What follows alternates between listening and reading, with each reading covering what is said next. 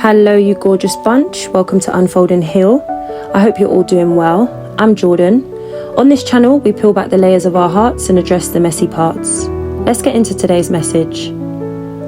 Isolation feels different for people who remember life before constant noise. Those of us who grew up without updates, timelines, notifications, or the pressure to be reachable every second, we learned what it meant to simply be without interruption. So when the world shifted into always on, always seen, always available, something in us quietly shifted too. We adjusted, we kept up, we moved with the pace of everything around us, but most of us didn't always realize what it was costing us. That's why, when life finally goes quiet again, it doesn't always feel like loneliness.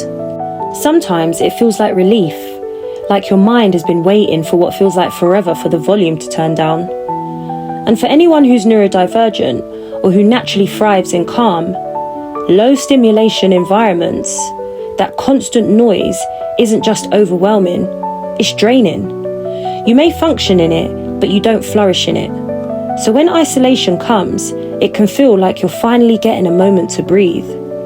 Because in the stillness, your truth becomes clearer. Your emotions rise gently to the surface.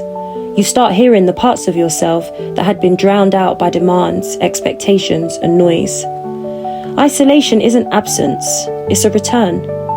A moment where you get to meet yourself again without the world pulling on you from different directions. For some people, there's a moment in the quiet when you realize you've been living on autopilot, doing, responding, managing, without ever stopping long enough to notice what any of it was actually doing to you. Isolation gives you that time to pause, the kind of pause that doesn't weigh you down, but gently slows your thoughts long enough for you to finally catch up with yourself. Because when everything stops moving around you, you start to feel and understand subtle truths inside you, the ones you brushed over when life was loud and demanding, the emotions you pushed aside because you had things to handle, or the dreams you pushed aside because survival needed to come first, or the needs you silenced because other people's were always louder. In the quiet, all of that rises back to the surface, not to overwhelm you, but to remind you of who you were before life pulled you in 1,000 directions. And the thing about stillness is that it doesn't just show you what hurts, it also asks you to analyze your priorities.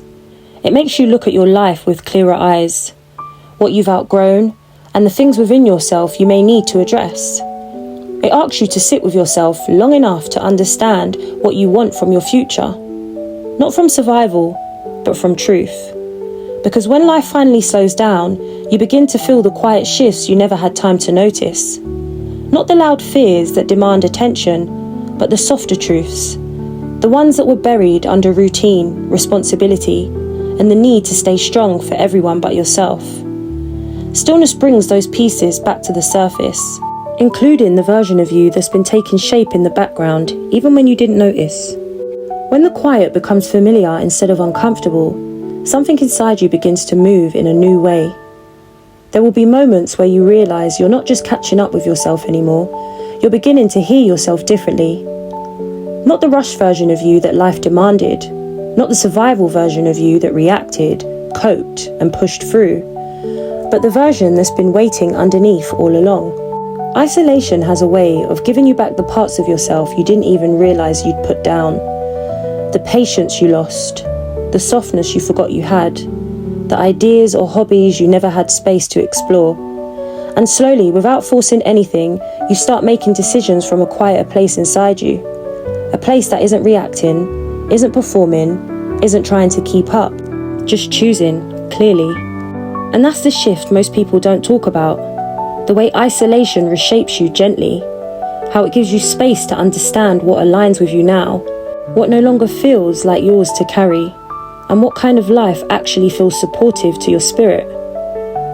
Not the life you were managing, not the life you were surviving, but the life you're finally ready to grow into. So if you're in a season of isolation right now, I hope you're not seeing it as punishment or a sign that something is wrong with you.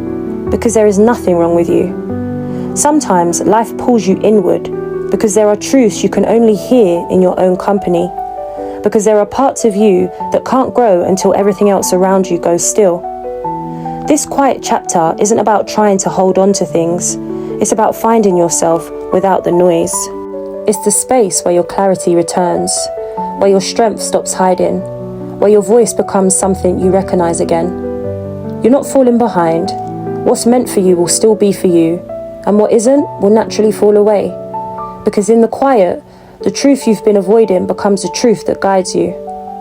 And on that note, beautiful people, I shall send you love and leave you with this message today.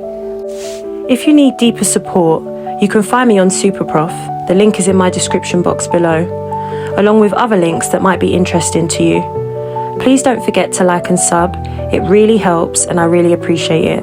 Until next time, take care of yourselves. Peace and love.